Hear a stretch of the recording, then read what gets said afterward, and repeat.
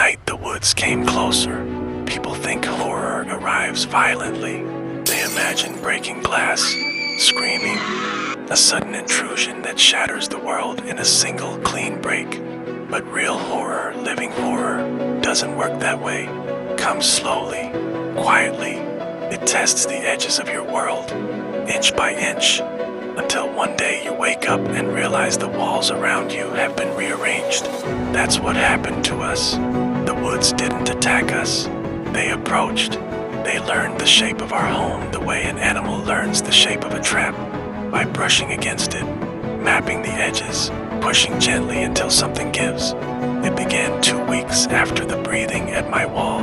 That was the first night the house felt smaller. The second part is what happened when whatever lived in the forest decided the boundary was no longer enough, and when it finally stepped inside. The morning after the breathing, nothing looked different. Not at first. My parents drank coffee. My mom opened the curtains. Mara sat silent at the table, staring at her cereal without eating it. For a moment, I convinced myself I had imagined the whole thing. Then I noticed the tracks. Not footprints, those I would have welcomed. These were long, shallow indentations etched into the dew-covered grass behind the house. 3 long channels parallel, like something with many limbs had crawled through the yard in slow, dragging movements. The tracks stopped just short of my bedroom window, as if something had pulled itself to the wall, rested there, and then slipped away before dawn. I didn't show Mara. I didn't tell my parents. Part of me hoped that ignoring it would take its power away, but the woods didn't care whether I acknowledged them. They had seen me, and the moment something sees you, truly sees you, the world shifts. The next night, the house breathed, not figuratively, not like old wood settling. It exhaled, a long, slow groan of timber that pulsed through the walls in a rhythm too organic for architecture. I felt it under my bed, vibrating the frame. Mara jolted awake in the sleeping bag beside my bed and grabbed my arm so hard her nails broke skin. "It's inside," she whispered, but I didn't believe that. Not yet. 3 nights later, I woke to the sound of footsteps, not heavy ones, not human ones, soft, slow presses along the hallway carpet, deliberate. I froze under the blanket. Beside me, Mara was already awake, her eyes wide, tears rolling silently down her cheeks. She put a finger to her lips. "Don't speak, don't breathe." The footsteps stopped outside my bedroom door. A shadow interrupted the sliver of light beneath the doorframe. It wasn't a shape that made sense, too long, too thin.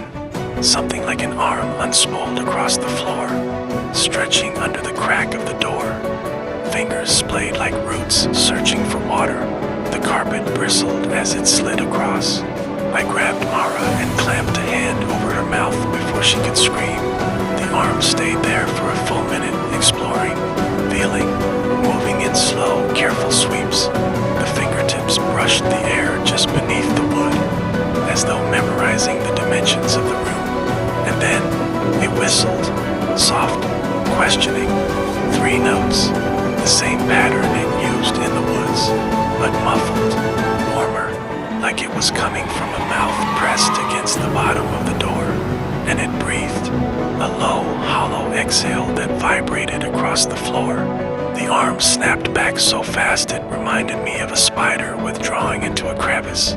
Then silence, the kind of silence that presses down on your skull.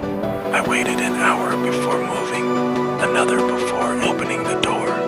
Nothing was there, but the carpet fibers were parted in long, thin streaks, like something had dragged its limbs back toward the living room. The next morning, I found my dad sitting at the kitchen table, pale, hands shaking around a mug of untouched coffee. He asked me casually, too casually, "You kids hear anything weird last night?" I lied. "No." He nodded once. "I thought I heard someone walking around inside." My mother didn't say a word.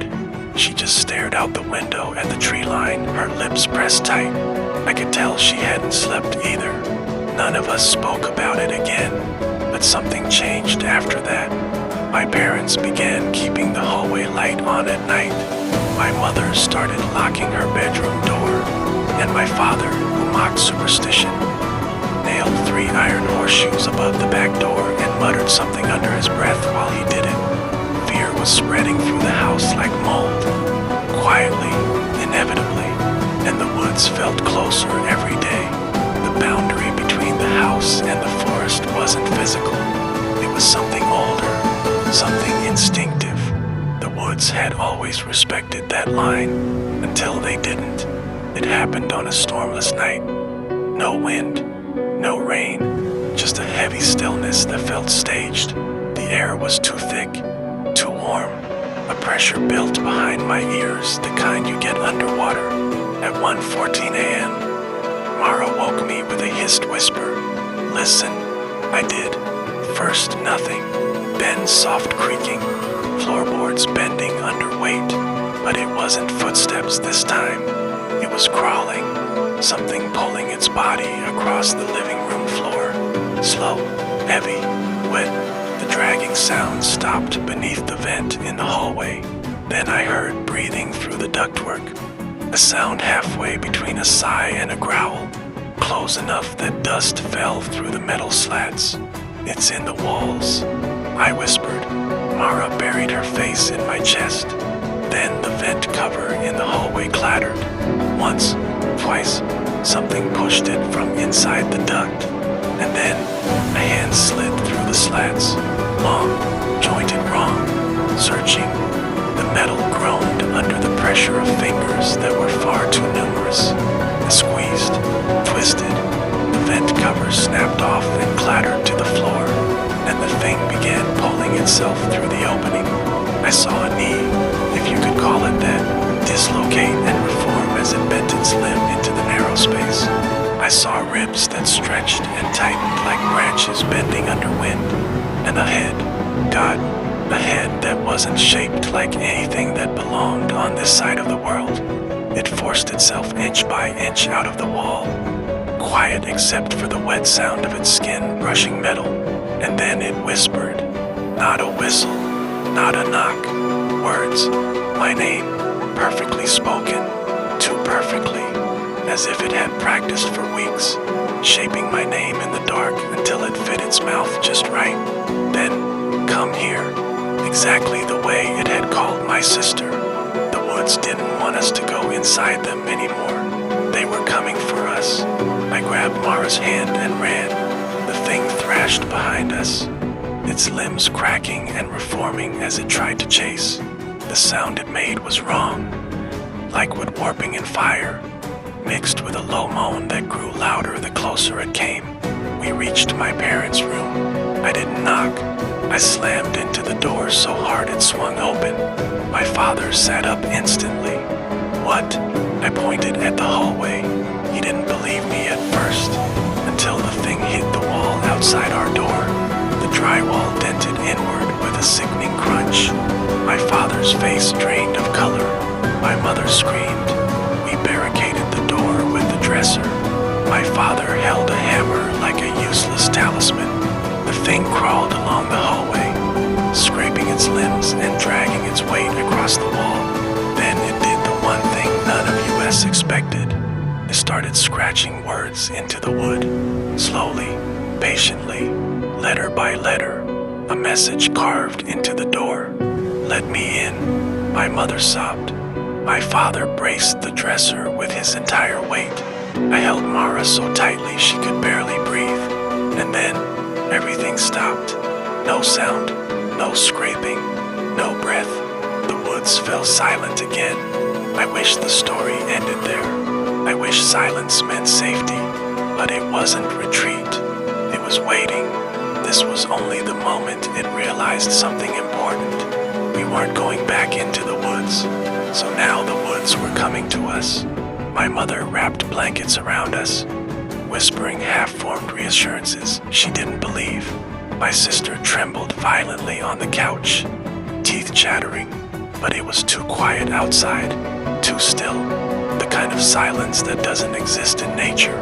A silence that feels manufactured, like something had told the world to stop moving. My father killed the lights, and then we heard it. A click, soft, wet, right outside the back door. My sister clamped a hand over her mouth instantly. She didn't need to be told to stay silent. My mother pulled us toward the center of the room, far from windows. My father positioned himself near the door with a fireplace poker, but even he knew it was useless. Another click, this time from the side of the house, then the top, like something dragging itself across the exterior walls, searching for weak points. My mother whispered. It followed us home. No one argued. Another click, louder, sharper, right above us like joints snapping against the roof. Then a long, slow scrape. The creature was testing the house, feeling its shape, learning the structure. The ceiling creaked. My father whispered, "Basement. Now, move." We obeyed. We crept down the hallway in darkness, every floorboard groaning like a signal flare. The house seemed impossibly long, every shadow bending the wrong way. Then, thump, something landed on the roof hard enough to rain dust from the ceiling. My sister gasped.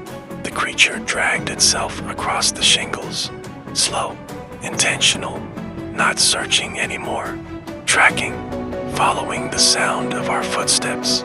My father turned the corner toward the basement door and froze.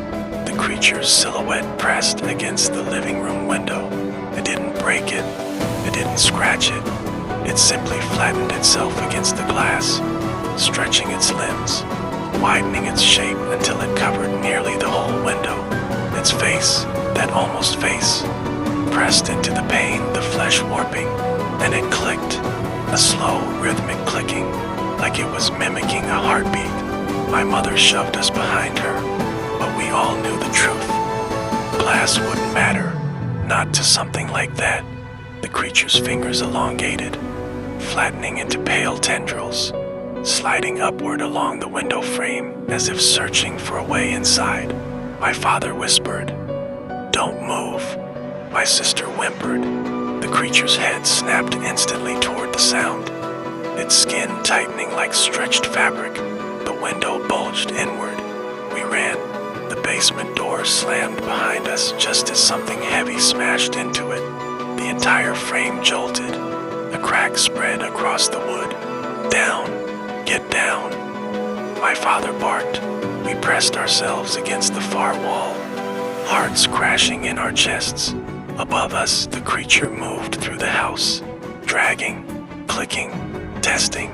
We heard it at the kitchen, the hallway, the ventilation ducts. Then directly above us, pacing, the ceiling dust rained down on our heads. My mother whispered between sobs, "We need to get out. We can't stay here." My father's eyes darted to the basement storm doors, the old metal ones that opened into the backyard. But the backyard led straight to the woods. "We can't outrun it," I said. "We don't have to outrun it," he answered. "We just need distance." He grabbed a crowbar from the tool rack and pried the storm doors loose inch by inch, trying not to make noise. But the metal was old. It screeched. Upstairs, everything went silent. Then the creature dropped onto the basement door above us with a bone-breaking thud. Dust exploded off the rafters. The wooden door bowed inward, hinges screaming, "Open it, open it." My mother hissed. My father forced the storm doors upward. Cold night air rushed in. We scrambled out into the backyard, slipping on wet grass. My sister limped, and my mother lifted her without hesitation. My father shoved me ahead and took the rear. Behind us, the basement door cracked. A hand, too long, too thin, knuckles bending backward, slid through a gap in the frame. We ran. The forest at night felt like a throat waiting to swallow us again. But the river was our only hope. Straight to the water. My father yelled. The creature tore through the basement door. The sound was indescribable, with snapping, metal shrieking, and something else. Something like a body tearing itself apart to fit through a space too small. Its clicks grew louder, faster, closer. We reached the riverbank just as the creature burst from the side of the house, limbs cracking into new shapes so it could sprint. Its elongated arms hammered the ground as it moved, killing the grass beneath its touch. It lunged. My father grabbed my sister and jumped into the river. My mother grabbed my wrist and pulled me in after. The creature's hand hit the water. It split open instantly, flesh peeling like wet paper. It shrieked, a sound that tore through the trees and ripped into my skull. We let the current drag us. The monster paced the riverbank again, furious, helpless, clicking wildly as it receded behind us. And that was how we finally escaped. Not through courage, not through strength, but because the creature couldn't follow us where the water flowed. And when the river carried us far enough that even the clicking faded, we realized something all of us already knew deep down. We didn't escape because we were safe. We escaped because the creature simply couldn't come inside water. We never went back to the house after that night. Not to gather belongings, not to check the damage, not to see if the creature had lingered. Some things are better left behind locked doors and broken windows. My father called the police from a motel hours away, saying only that there had been a break-in. He didn't describe the shattered basement door or the warped marks on the walls. He didn't try to explain the long finger-shaped gouges or the strange, oily residue left where the creature pressed itself against the glass. What would he have said? What words exist for something the human mind should never witness? We moved within a week. Not gradually, not carefully, we fled. A new city, a new house far from any forest, a street lined with streetlights and neighbors and noise. Noise felt safe, and in time the nightmares softened. My sister's ankle healed. My mother stopped waking up screaming. My father learned to sleep again, though with the lights on. As for me, I learned to stop analyzing the past. Survival doesn't require understanding. It only requires leaving. The woods behind our old house grew over the years, swallowing the place whole. My parents never spoke of it again. My sister doesn't even remember every detail. Trauma blurred the edges for her. But we agreed on one thing, without debate, without argument, without hesitation. We would never go back.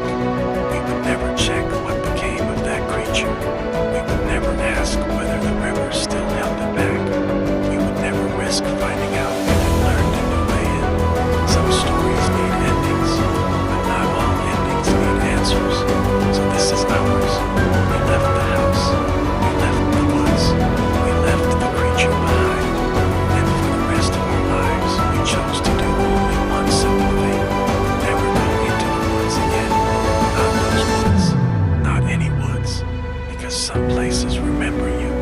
And some things, no matter how far you run, are meant to stay forgotten.